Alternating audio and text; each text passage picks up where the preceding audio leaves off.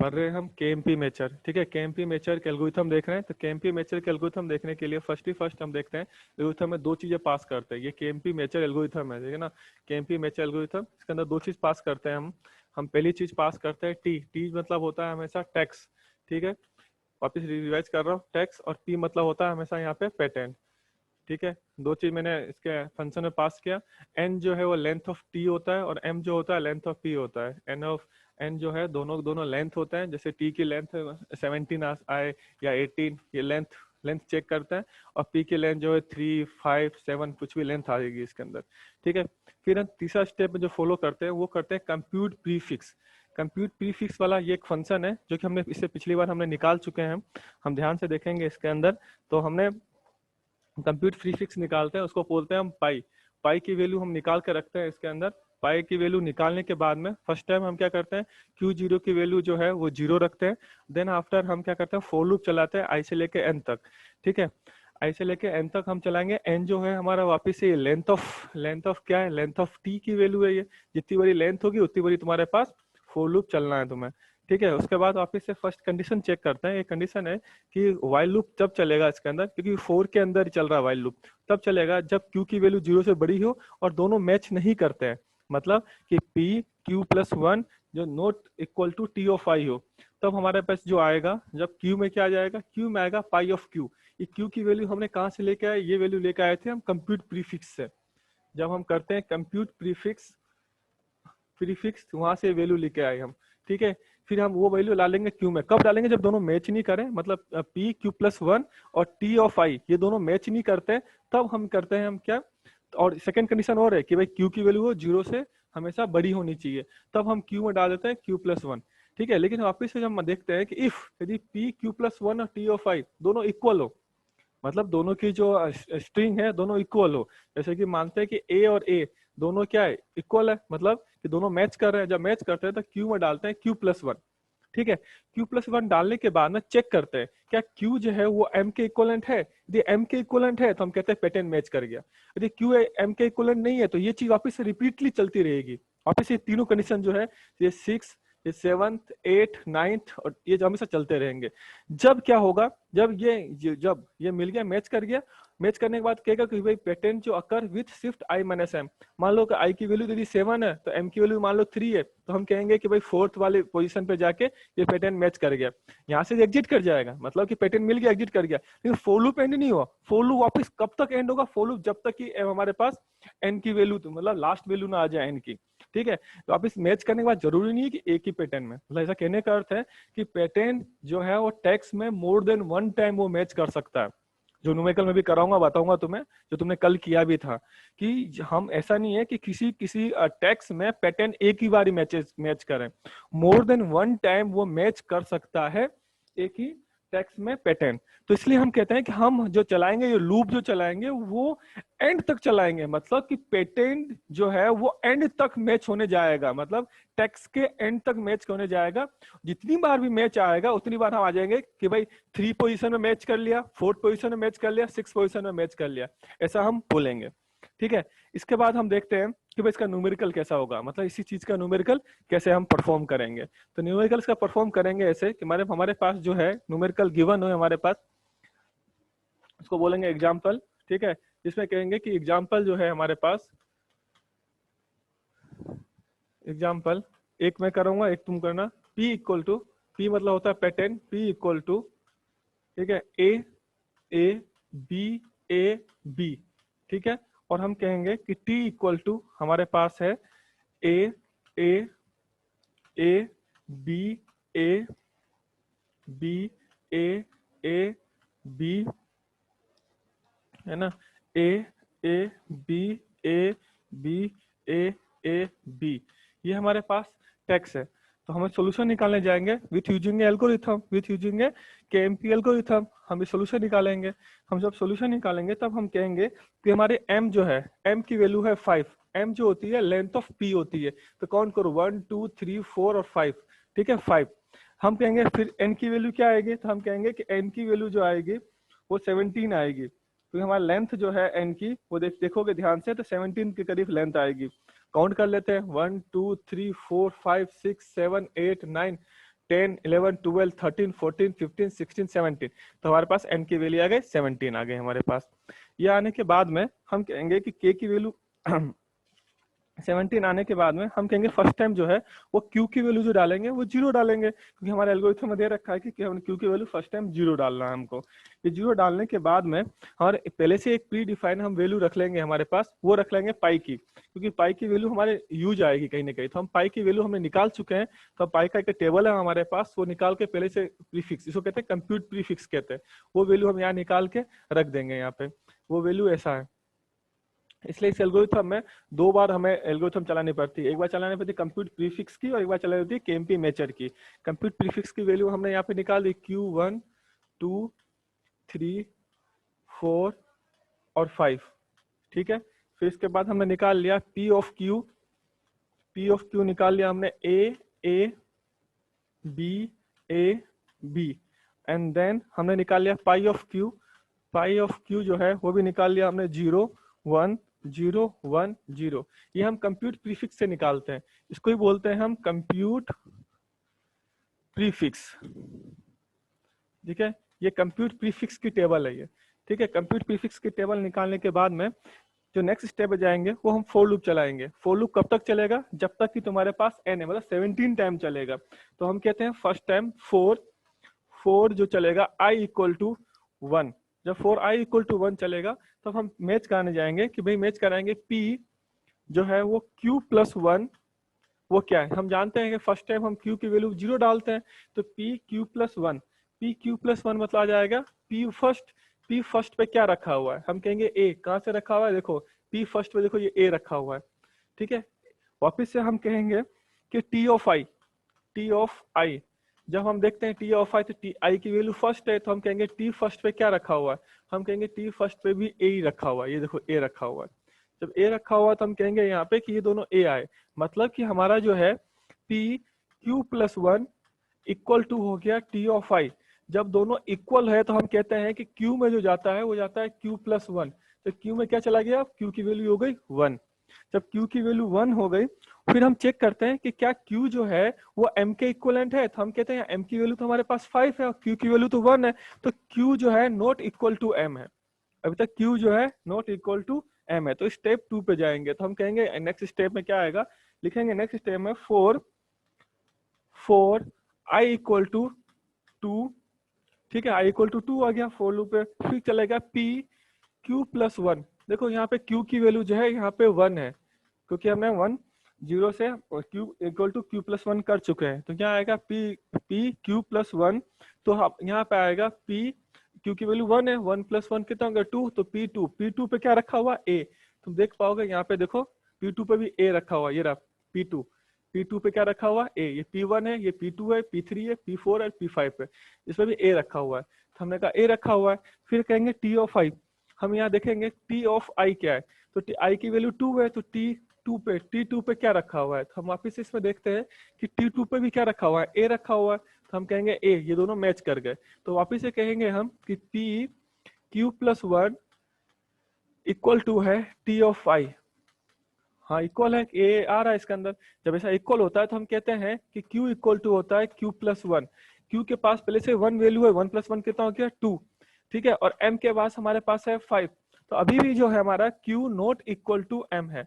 जब ऐसा है नॉट इक्वल टू M है तो हम चलेंगे फॉर लूप थर्ड पे, तो हम यहाँ लिखेंगे 4, अभी से यहाँ लिखेंगे 4 i इक्वल टू 3। अब 3 पे लिखेंगे हम, तो यहाँ पे हम जानते हैं कि Q की वैल्यू हमारे पास 2 है, तो Q की वैल्यू यहाँ पे 2 आ चुकी है, ठीक है। फिर इसके बाद 2 लिखा हमने, फिर आप इस सोल्व करेंगे कि P जो है Q plus 1, P Q plus 1 की वैल्यू क्या है, तो Q की वैल्यू 2 है, तो P3 की वैल्यू क्या आएगी, तो P3 की वैल्यू वापस यहाँ जाएंगे, P3 की वैल्यू है B, देख पाओगे B है, तो यहाँ पे हमने कहा कि भाई इसकी वैल्यू तो आ गई B। फिर कहेंगे T ऑफ I की वैल्यू कितनी है, T ऑफ I मतलब हो जाता है T3 की वैल्यू कितनी है, तो वापस यहाँ जाएंगे और यहाँ देखेंगे T, ये T है, T3 की वैल्यू है A, यहाँ पे A है, मतलब कि हमारे पास हो गया कि ये वैल्यू लिख सकते हैं कि P Q plus 1 not equal to T of I, ये वाइल लूप वाला चल गया। एक कंडीशन तो ये हो गया इसका, और एक कंडीशन हो गया हमारे पास जो Q जो है वो ग्रेटर देन 0 है, मतलब दोनों कंडीशन हमारा ट्रू हो गया कि भाई ये तो हम दोनों मैच भी नहीं किया, और प्लस Q की वैल्यू जो है वो 0 से बड़ी भी है दोनों। जब ऐसी कंडीशन आती है तो हम कहते हैं कि Q में जो आएगा वो जाएगा पाई ऑफ Q। ठीक है, तो हम Q की वैल्यू तो यहाँ जानते हैं कि Q की वैल्यू तो यहाँ पे 2 है, तो हम यहाँ लिख सकते हैं कि Q इक्वल टू क्या है तुम्हारे पास, पाई ऑफ 2 है। पाई ऑफ 2 में क्या रखा हुआ है, यहाँ पे जाओ, यहाँ देखो, पाई ऑफ ये रहा, पाई ऑफ ये 2 है, पाई ऑफ फर्स्ट और ये सेकंड, 2 में क्या रखा हुआ है 1, तो यहाँ पे क्या करेंगे हम, यहाँ ले आएंगे 1। अब Q में क्या आ गया तुम्हारे पास 1, Q में 1 आ गया, तो नेक्स्ट स्टेप वापस से फॉलो करेंगे जब Q में 1 हो, क्योंकि स्टिल अभी भी क्या है, Q जो है वो 0 से बड़ा है, मतलब अभी भी इस वाइल लूप में घुसेगा अभी भी, क्योंकि दोनों मैच नहीं कर रहे हैं, और 0 से क्या नाम है, Q जो है 0 से बड़ा है, देखो अभी भी 1 आ रहा है। तो फिर इसी कंडीशन को वापस करेंगे, सोल्व करेंगे, और यहाँ लिखेंगे हम कि स्टिल Q ग्रेटर देन 0, तो हम करेंगे और and P Q plus 1, P Q plus 1 जो है तुम्हारे पास क्या आएगा, तो P के तुम्हारा Q की वैल्यू जो है तुम्हारे पास 1 है, तो हम कहेंगे यहाँ पे P2 में क्या रखा हुआ है, तो हम कहेंगे P2 में रखा हुआ है A। P2 में देखो यहाँ पे A रखा हुआ है, P2 में A रखा हुआ है। ठीक है, फिर यहाँ पे देखेंगे हम वापिस से यहाँ पे कि Ti पे क्या रखा हुआ है, Ti तुम्हारे पास I कौन सा लूप चल रहा था, तुम्हारा थर्ड लूप चल रहा था, तो T थर्ड पे क्या रखा हुआ है, तो T थर्ड वापिस यहाँ चेक करेंगे, T थर्ड पे क्या रखा हुआ है A, तो A और A, अब A और A मैच कर गया, A और A मैच कर गया। जब मैच कर जाता है दोनों, तो हम कहते हैं कि Q की वैल्यू जो होती है वो होती है Q प्लस 1। Q की वैल्यू अभी यहाँ 1 है, क्योंकि इससे पहले वाले स्टेप में देखो जरा 1 आ गया, यहाँ पे हमने 1 Q में फिट कर दिया था, तो 1 है यहाँ पे, तो हम कहेंगे Q की वैल्यू आ गई तुम्हारे पास 2। जब Q की वैल्यू 2 आ गई तो नेक्स्ट स्टेप पे जाएंगे हम, और नेक्स्ट स्टेप कहेगा फोर लूप वापिस चलेगा, यहाँ लिखेंगे for I equal to 4, I equal to 4 पे गए तो हम लिखेंगे P Q प्लस 1, तो Q की वैल्यू हम यहाँ जानते हैं कि Q की वैल्यू आ चुकी है 2, Q की वैल्यू इससे पहले ये देखो रहा, Q की वैल्यू आ चुकी है ये 2। ठीक है, तो हम यहाँ आए, यहाँ लिखा हमने P Q plus 1, P Q plus 1 मतलब हो गया P3 पे क्या रखा हुआ है देखो P3 पे क्या रखा हुआ है, P3 पे वापिस P3 पे रखा हुआ है B, ये देखो P3 पे रखा हुआ है B, तो P3 पे रखा हुआ है, यहाँ आते हैं देखते हैं, P3 यहाँ पे रखा हुआ है, P3 पे रखा हुआ है B। फिर यहाँ कहेंगे कि T ऑफ I पे क्या रखा हुआ है, तो हम कहेंगे T ऑफ I मतलब होता है T4 पे रखा हुआ है B रखा, दोनों B मतलब मैच कर गया, मतलब कहेंगे कि यहाँ पे P of Q plus 1 equal to T of I, दोनों यदि इक्वल हो तो हम कहते हैं कि Q में जो जाता है वो जाता है Q प्लस 1, जो Q प्लस Q में रखा हुआ 2 प्लस 1 कितना हो गया 3, लेकिन M की वैल्यू अभी भी तुम्हारे पास 5 है, तो हम यहाँ लिखेंगे कि Q not equal to M है। जब नॉट इक्वल टू M है तो फिर से लूप चलेगा फोर लूप, तो लिखेंगे यहाँ पे फोर I इक्वल टू 5। अब I इक्वल टू 5 हो गया, तो यहाँ कहेंगे कि P Q plus 1 equal to P4 क्यों आएगा, क्योंकि Q की वैल्यू तुम्हारे पास 3 है, 3 प्लस 1 कितना होता है 4, तो P4 पे क्या रखा हुआ है A, तुम देख पाओगे कि A रखा हुआ है न्यूमेरिकल में, देखो यहाँ पे देखो A रखा हुआ है, P4 पे देखो ये A रखा हुआ है। ठीक है, A रखा हुआ है, फिर इसके बाद देखोगे T ऑफ I की वैल्यू कितनी है 5, तो T ऑफ 5 पे जो रखा हुआ है वो भी A रखा हुआ है, तो हम कहेंगे कि दोनों इक्वल है, मतलब P Q प्लस 1 इक्वल है T ऑफ I का, दोनों इक्वल है। जब इक्वल होता है तब करते हैं क्या, Q इक्वल टू करते हैं Q प्लस 1, तो Q की वैल्यू ऑलरेडी यहाँ पे कितनी है, Q की वैल्यू है वहां पे 3, तो 3 प्लस 1 कितना हो गया 4 हो गया, लेकिन यहाँ पे M की वैल्यू कितनी है 5, लेकिन अभी भी स्टिल क्या है Q नॉट इक्वल टू क्या है M, जब नॉट इक्वल टू M है तो वापस से फोर लूप चलेगा, और यहाँ फोर लूप चलेगा 6 के लिए, लिखेंगे 4 I इक्वल टू 6 के लिए चलेगा, तब कहेंगे हम P और Q plus 1 equal to P5, क्योंकि हम जानते हैं Q की वैल्यू हमारे पास 4 थी, 4 प्लस 1 कितना होगा 5, तो P5 पे क्या रखा हुआ है B रखा हुआ है, तो T6 पे T ऑफ I की वैल्यू तो कितनी है तुम्हारे पास 6 है, तो T6 पे क्या रखा हुआ है B, तो हम कहेंगे T plus 1 equal to T of I, तब क्या वैल्यू आएगी यहाँ पे वैल्यू जो आएगी वो इक्वल है तो हम कहेंगे कि Q इक्वल टू जो है वो है Q+1। Q की वैल्यू तुम्हारे 4 था, 4 मतलब आ गया 5, और M की वैल्यू जो तुम्हारे पास है वो 5, तो हम कहेंगे Q जो है इक्वल टू हो गया M। जब Q इक्वल टू M हो गया, जब दोनों इक्वल हो जाते हैं तब हम कहते हैं कि सो इक्वल होने पे लिखे so pattern occur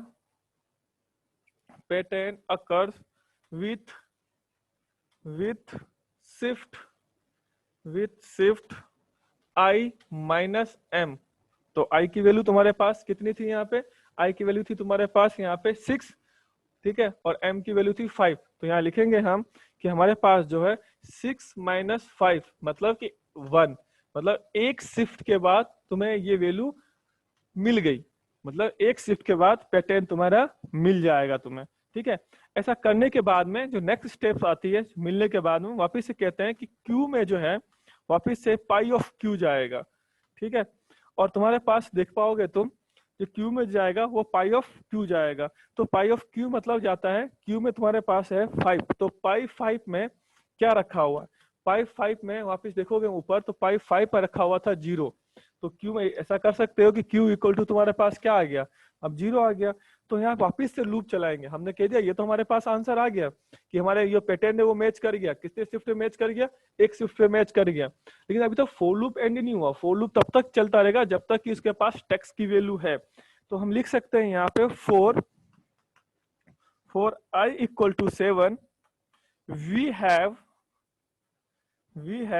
to search for another pattern match in the rest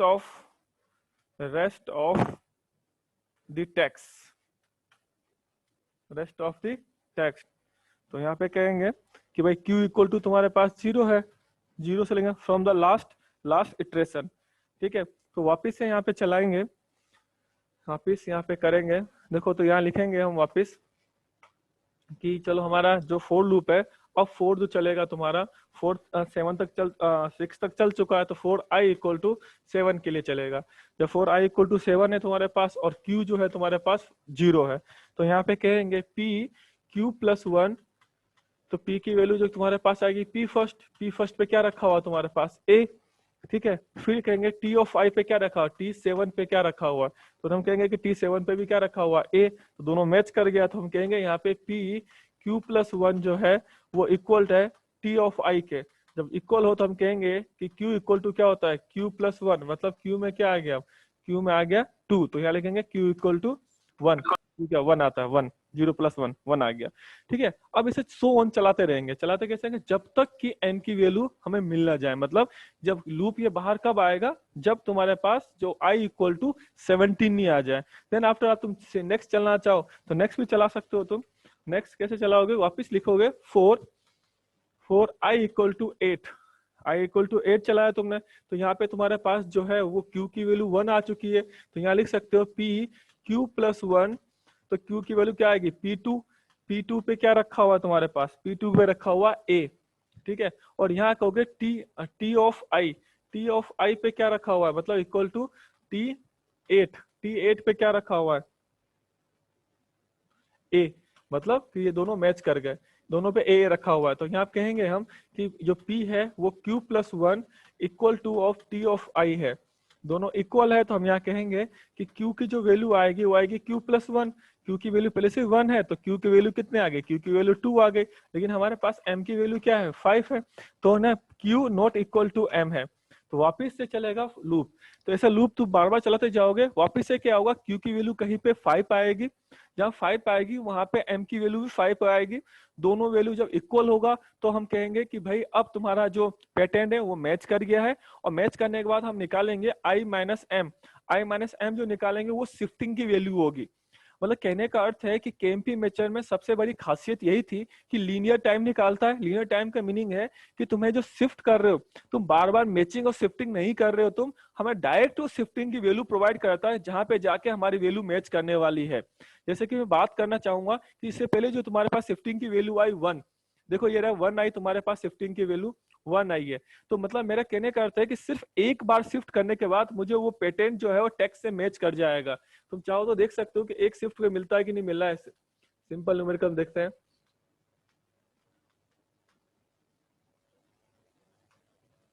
ये देखो, यदि हमारे पास ए है, यदि ए इससे ए से, ए इस ए से, बी इस बी से, ए इससे, देखो सिर्फ एक शिफ्ट किया, ये एक शिफ्ट पे अपने आप सारी वैल्यू मिल गई।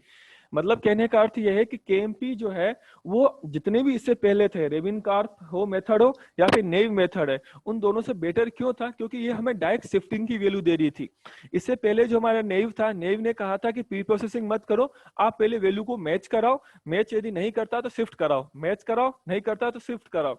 हमें उसके बाद जो है वो आई हमारा रेविनकार्प ने कहा कि पहले वैल्यू को प्री प्रोसेसिंग करो, प्री प्रोसेसिंग करने के बाद हैश की वैल्यू मैच करो, यदि हैश की वैल्यू तुम्हारे मैच करती है देन आफ्टर पैटर्न को मैच कराओ, और फिर नहीं मैच करती तो शिफ्ट कर जाओ। मतलब हर ऑप्शन में शिफ्ट का ऑप्शन था ही था, लेकिन इसमें क्या था कि डायरेक्ट हमें शिफ्टिंग की वैल्यू देती है कि किस वैल्यू पे शिफ्ट होने पे तुम्हें ये वैल्यू फाइंड आउट हो जाएगा। तो केएमपी जो था वो रेविनकार्प और नेव से बेटर था। नेक्स्ट जो पढ़ेंगे हम वो पढ़ेंगे बोर-मूरे, ठीक है।